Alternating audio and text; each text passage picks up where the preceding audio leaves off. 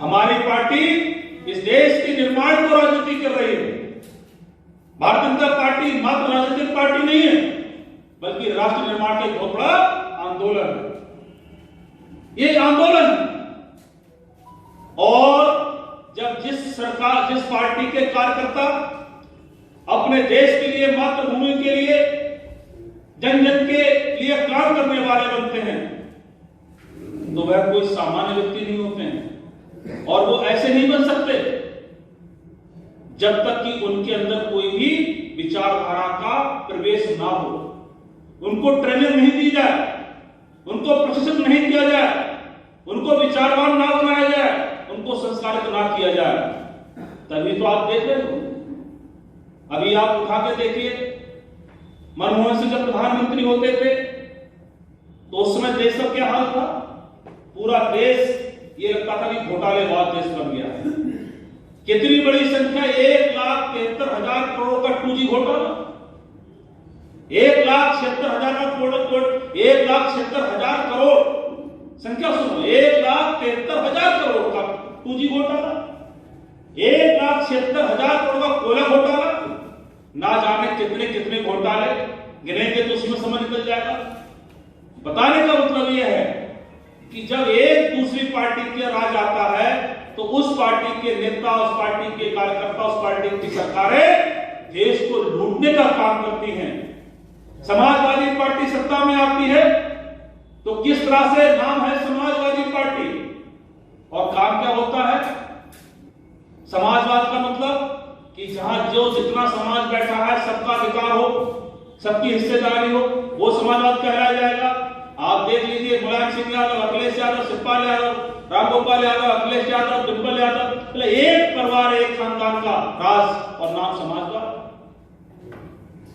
और उनकी सरकार का इतिहास सबको पता होगा कि जब हमारे प्रदेश में जब इनकी सरकार होती थी तो कितने बड़े स्तर पर गुंडा राज था, अपहरण उद्योग चल रहा था, बहन बेटियों की इज्जत आबरू सुरक्षित नहीं थी, व्यापारियों से गुंडा टैक्स वसूला जाता था, रास्ते चलते लूट और छिनैती होती थी। क्या इसी दिन के लिए नेताबंदी की जाती है? क्या इसी दिन की सरकार बनाई जाती है कि आप नेता बनेंगे, सरकार बनाएंगे तो अपनी जनता को लूटेंगे, अपनी सरकार को लूटेंगे, अपने देश को लूटेंगे, अपने देश के नागरिक के साथ में आप वो अत्याचार करेंगे जिसे कल्पना नहीं कर सकता? नहीं सकता। इसलिए नहीं, सत्ता का मतलब, राजनीति का मतलब जन सेवा है, राष्ट्र सेवा है। और कोई भी राष्ट्र सेवा तब हो सकती है कि जब व्यक्ति करने वाले के अंदर त्याग का, समर्पण का भाव हो। और आज तो हम भारतीय जनता पार्टी के इतिहास से लेकर के अगर आज तक का अध्ययन करेंगे तो हमें मिलता है कि वाकई देश के अंदर एकमात्र राजनीतिक दल पैदा हुआ है, उसका नाम भारतीय जनता पार्टी है। उसके संस्थापक चाहे पंडित दीनदयाल उपाध्याय जी हो, श्यामा प्रसाद मुखर्जी हो, जिनके चित्र पर फूलों में चढ़ाए हैं। अभी आप इनका इतिहास उठा के देख लीजिए। इन लोगों ने पार्टी की स्थापना की है। इन लोगों के बदौलत इतना बड़ा पट वृक्ष बना है कि हम सब वहां पर बैठे हुए हैं। पंडित दीनदयाल उपाध्याय जी ने कौन सी संपत्ति बनाई? कोई बता दे हिंदुस्तान के किसी बैंक में उनके खाता भी खोला हो, उनके नाम पर कहीं पर एक मकान भी हो, पंडित जी के नाम की कोई एक चल संपत्ति भी हो। और आपने देखा होगा जब उनका अंत समय हुआ था, कहां मिले थे वो? मुगल सराय के रेलवे स्टेशन पाए गए थे मृत अवस्था में। श्यामा प्रसाद मुखर्जी जो 32 साल की उम्र में बीसी बन गए थे कलकत्ता के अंदर, वो सब छोड़ छाड़ करके इस देश के निर्माण के लिए वो जम्मू कश्मीर जाकर वो शहीद हो जाते हैं। आप देखिए अपने महापुरुषों का इतिहास, और वहां से अगर आप पढ़े शुरू करेंगे तो वर्तमान में मोदी जी को देख लीजिए, जो आज हमारे देश के यशस्वी प्रधानमंत्री हैं, दूसरी बार लगातार हैं और इतने बड़े प्रचंड बहुमत के साथ हैं। 5 साल की सरकार वो आपकी हो गई है, साल की होने जा रही है। आज हिंदुस्तान तो क्या पूरी दुनिया में कोई ऐसा व्यक्ति नहीं है कि हमारे प्रधानमंत्री और हमारी सरकार पर 1 रुपए का आरोप लगाने के लिए उठा पाए है। योगी जी आपकी सरकार चला रहे हैं, 3 साल का समय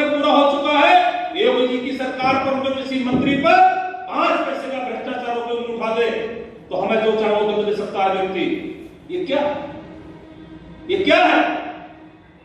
ये वो है कि जिसके उद्देश्य के लिए हमारा देश ही आजाद हुआ था, जिसके उद्देश्य के लिए लोकतंत्र लाया गया था, ये वो चीज है। और ये यूं ही नहीं हो रहा है, ये तब सफल हो पा रहा है कि भारतीय जनता पार्टी कार्यकर्ता एक ट्रेंड कार्यकर्ता होता है। भारतीय जनता पार्टी का कार्यकर्ता एक प्रशिक्षित कार्यकर्ता होता है।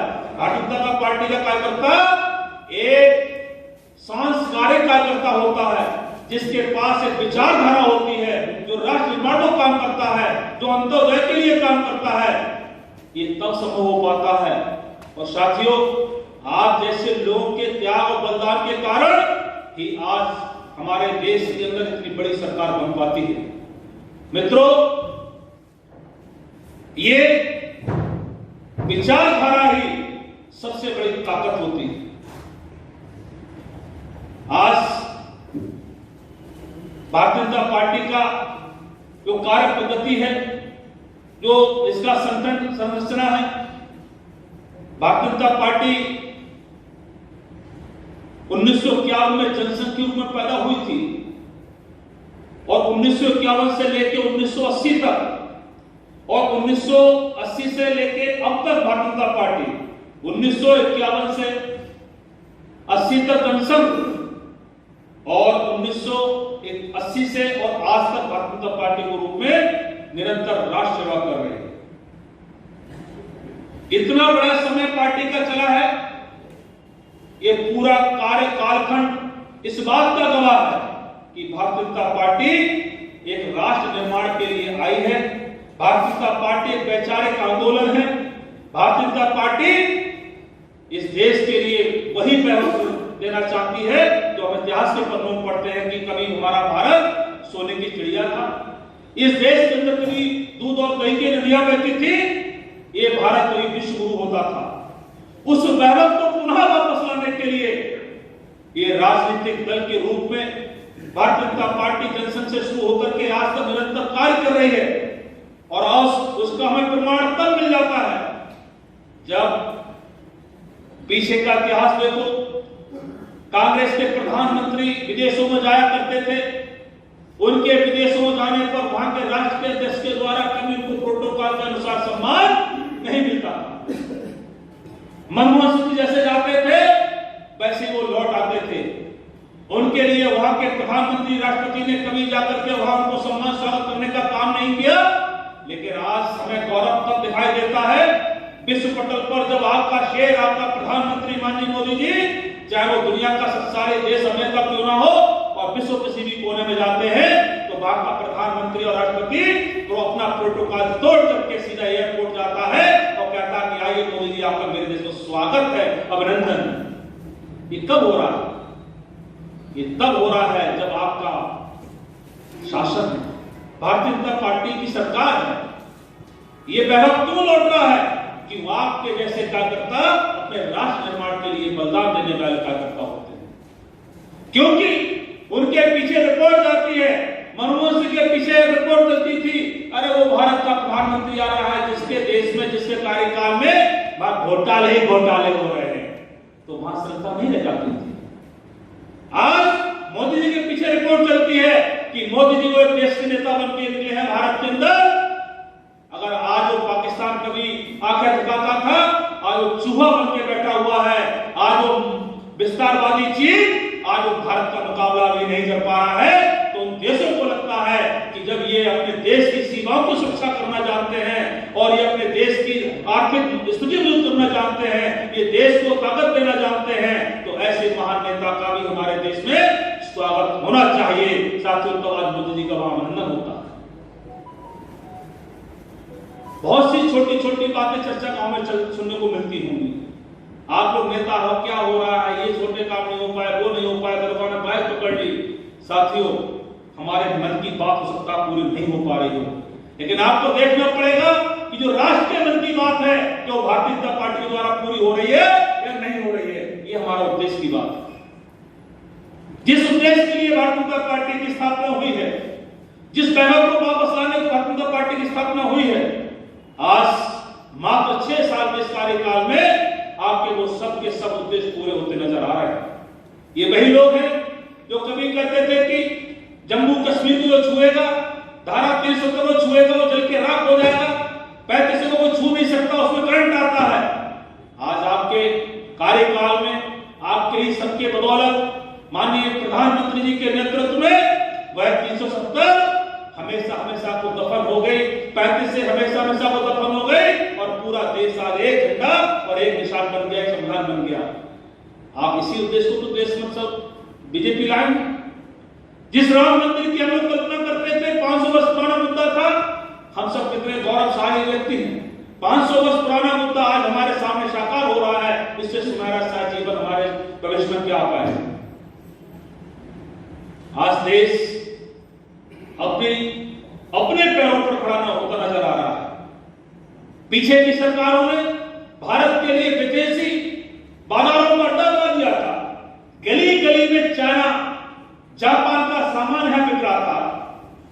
हमारे लोग कहते थे कि हम जापान की घड़ी घूम पर पहन करके आए, हमारे घर में जापान की टीवी लगा हुआ है। इतना विशाल भारत सारी जापान की होगी, इतना विशाल भारत सारी चीन के सामान की होगी। हम क्या करेंगे? हम कुछ नहीं करना जानते हैं। इन सरकारों ने कभी देश को पैरों पर खड़ा करने का प्रयास ही नहीं किया। कोई अपने देश का स्वदेशी निर्माण करने की योजना नहीं बनाई। आज माननीय मोदी जी के नेतृत्व में भारत स्वदेश की ओर जा रहा है, अपने पैरों पर खड़ा हो रहा है, और बड़ा एक आंदोलन चला करके चीनी सामानों का यहाँ पर बहिष्कार पूरे देश में चल रहा है। आज चीन के लिए हिंदुस्तान में इतनी बड़ी यहां से व्यापार की ताकत मिलती थी, आज चीन का सामान यहाँ रोक करके हमारे देशवासियों ने उस चीज को घुटनों ला दिया है, उस चीन की कमर तोड़ने का काम किया है। ये कब संभव हुआ है? वो आपकी सरकार से संभव हुआ है, आपके विचारधारा से संभव हुआ है। मित्रों, भारतीय जनता पार्टी को फिर कहूंगा, ये मत सोचिए कि भारतीय जनता पार्टी के हम नेता बन गए हैं तो हम अपने विकास को नेता बने हैं। भारतीय जनता पार्टी का कार्य करता है तो हम अपना घर बनाने को नेता बने हैं। साथियों, अपना निजी काम करने, अपना निजी विकास करने के लिए हमें कोई राजनीति की आवश्यकता नहीं होती। हमें अपना निजी विकास करने के लिए हमारे लिए खुद का कोई जमीन वाले हम होते हैं, दुकान वाले हम होते हैं, नौकरी कम करते हैं, व्यापार हम करते हैं, उससे हम अपना जीवन का निजी विकास करते हैं। राजनीति का मकसद होता है अपने राष्ट्र की सुरक्षा करना, अपने राष्ट्र का विकास करना, अपनी विचारधारा का विकास करना। और आज गर्व की बात है कि आपका दल, आपकी सरकार, आपका संगठन अपने राष्ट्र का विकास कर रहा है, अपने राष्ट्र का निर्माण कर रहा है और अपनी विचारधारा का निर्माण कर रहा है। इसको आज साकार होता देख रहे हैं और ये सबसे ज्यादा संतोष की बात है। तो होना चाहिए, तो हम जैसे शरीर कार्यकर्ताओं को होना चाहिए कि जहां हमने अपनी अनुभूति दी है, जहां हमने अपनी आहुति दी है, वहां आज हमारी आहुति सफल होती नजर आ रही है। और ये ऐसे ही संभव नहीं है। भारतीय जनता पार्टी का ये काम ऐसे संभव नहीं है। ये एक संगठन रूप से संभव हो पा रहा है।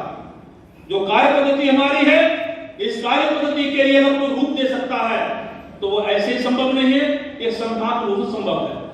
भारतीय जनता पार्टी इस संगठन को लेकर चलती है और वो संगठन ये नहीं कि देश के अंदर खाली राष्ट्रीय दस दिखाई पड़े या प्रदेश में खाली प्रदेश दस दिखाई पड़े, नहीं। भारतीय जनता पार्टी एक सर्वव्यापी संगठन बनाती है, सर्वस्पर्शी संगठन बनाती है।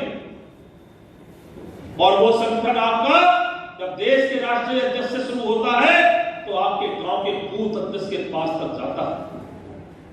अगर पार्टी के रिकॉर्ड में जितना बड़ा बायोडाटा राष्ट्रीय अध्यक्ष जी का फीड होगा तो निश्चित रूप से आपके किसी भी गांव के बूथ का अध्यक्ष का बायोडाटा आपके प्रदेश के रिकॉर्ड में वहां पर फीड होगा, जाकर आप देख सकते हैं। और अनेकों बूथों अध्यक्षों के पास पार्टी मुख्यालय में डायरेक्ट मैसेज और सूचना आते भी होंगी। इससे कहते हैं संगठन का निर्माण, संगठन की संरचना। अगर राष्ट्रीय समिति बनाई है पार्टी ने तो आपकी बूथ की भी समिति बनाई है पार्टी ने। अगर राष्ट्र की समिति बनाई है, राष्ट्र का अध्यक्ष बनाया है पार्टी ने, तो आपके लिए आपका सेक्टर का भी संगठन बनाया है पार्टी ने, सेक्टर की भी समिति बनाई है पार्टी ने। अगर राष्ट्रीय अध्यक्ष की कार्यकारिणी बना के दी है तो मंडल के अध्यक्ष ही बना के दिए हैं और मंडल की कार्यकारिणी बना के आपको दी है। कहीं पर भी ये नहीं है कि हाँ बड़े नेता हमें दिखाई पड़ेंगे। ये गांव देहात के कार्यकर्ताओं की कोई पहचान, उनकी कोई कीमत का कोई मूल्यांकन का कोई पार्टी के पास निष्कर्ष नहीं होना चाहिए। अगर पार्टी ने राष्ट्र का संगठन बना के खड़ा किया है तो आपके मंडल से ऊपर जिला अध्यक्ष का भी चुनाव दिया है, जिला अध्यक्ष का भी पूरी कमेटी बना के दी है। हर स्तर पर टॉप टू बॉटम जहां से वोट पड़ता है, जिस बूथ पर वोट पड़ता है, जहां से सत्ता बनती बिगड़ती है, उस बूथ पर पार्टी ने आपको पूरा संगठन बना के दिया है, बूथ अध्यक्ष का निर्माण करके दिया है, बूथ कार्य समिति बना के आपको दी है। और यही नहीं कि खाली मेन पार्टी में ही संगठन बना के पार्टी ने आपको छोड़ दिया है। पार्टी ने हर महत्वपूर्ण समाज की तरफ नजर डालने का काम किया। अगर हमारे समाज में पुरुषों की संख्या है तो उसी के बराबर हमारी मातृशक्ति की संख्या है, तो पार्टी ने महिला शक्ति के लिए भी, मातृशक्ति को भी एक समानांतर महिला मोर्चा बना के दिया है। ये हमारे संगठन की भूमिका है, संगठन संरचना है हमारा। और जितना बड़ा संगठन आदरणीय नड्डा जी का होगा, उतना बड़ा संगठन हमारी महिला मोर्चा का भी आपको तय करता होगा।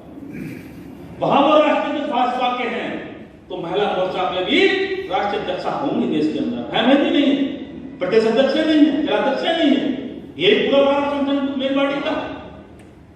अगर ये भाजपा के मंडल अध्यक्ष बैठे हुए हैं तो निश्चित रूप से मोर्चा का भी कोई ना कोई मंडल अध्यक्ष महिला का भी होगा।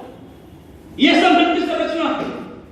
बड़े स्तर पर हमारे देश के अंदर किसान समाज होता है, तो कृषि करके देश के लिए अन्न उगा करके हमें समय अन्न खाने को तैयार करके देता है, तो हमारा किसान मोर्चा भी पार्टी ने हमको बना के दिया कि जाओ मेरे किसान भाइयों, पार्टी तुम्हें बराबर रखना, जितना समानांतर संगठन भाजपा का है उसी समानांतर संगठन आपको हम किसान मोर्चा भी दे रहे हैं। महिला मोर्चा दिया, किसान मोर्चा दिया। देश का भविष्य युवा होता है, युवा के लिए भी पार्टी ने कम नहीं सोचा, युवाओं के लिए भी पूरा युवा मोर्चा बना के दिया है। और उसकी भी आप कार्यकारिणी देखिएगा, अगर राष्ट्रीय अध्यक्ष भाजपा के हैं तो राष्ट्रीय अध्यक्ष युवा मोर्चा के भी आपको मिलेंगे, अगर जिला अध्यक्ष भाजपा के हैं तो हर जिले में जिला अध्यक्ष युवा मोर्चा का भी आपको मिलेंगे। अलग कार्यालय है, अलग संगठन है। और जब देखते हैं हमारे समाज में जो तबका कमजोर रहा है, सदियों से जिसको बराबरी का मौका नहीं मिला है, तो हम पिछड़ा समाज जिसको हम बोलते हैं, उस पिछड़े समाज को भी भारतीय जनता पार्टी ने कहा कि ये समाज की हमारी भारतीय जनता पार्टी में बराबर की राजनीति करेगा, तो पिछड़ा वर्ग मोर्चा की स्थापना करके दी है। शेड्यूल कास्ट, इसके लिए राजनीति में कभी पद नहीं मिल पाते थे, भारतीय जनता पार्टी ने देश के अंदर समानांतर अनुसूचित जाति मोर्चा का भी स्थापना करके दिया, इसका मैं स्वयं प्रदेश का महामंत्री हूं। शेड्यूल कास्ट जनजाति बहुत कम संख्या में लोग पाए जाते हैं, उसको भी अनुसूचित जनजाति मोर्चा बनाकर पार्टी ने दिया है। और भारत के अंदर बड़ी संख्या में अल्पसंख्यक समाज रहता है, उस अल्पसंख्यक समाज के लिए भी कोई राजनीति का संगठन नहीं होता था। भारतीय जनता पार्टी ने कहा कि नहीं, ये सर्वव्यापी है, सर्वस्पर्शी है, सबके विश्वास को चलने वाला है, तो अल्पसंख्यक समाज को भी पार्टी ने कहीं पीछे नहीं रखा, उसको भी पार्टी के बराबर पूरा समानांतर संगठन बना करके भावी अल्पसंख्यक मोर्चा की स्थापना करती थी। आप ये है राजनीति, ये है सत्ता, ये पार्टी, ये है हमारे संगठन की संरचना। इतना बड़ा परिवार राजनीति का शायद हिंदुस्तान के किसी राजनीतिक दल ने कभी सोचा नहीं होगा जो हमारी पार्टी ने बना के दिया है।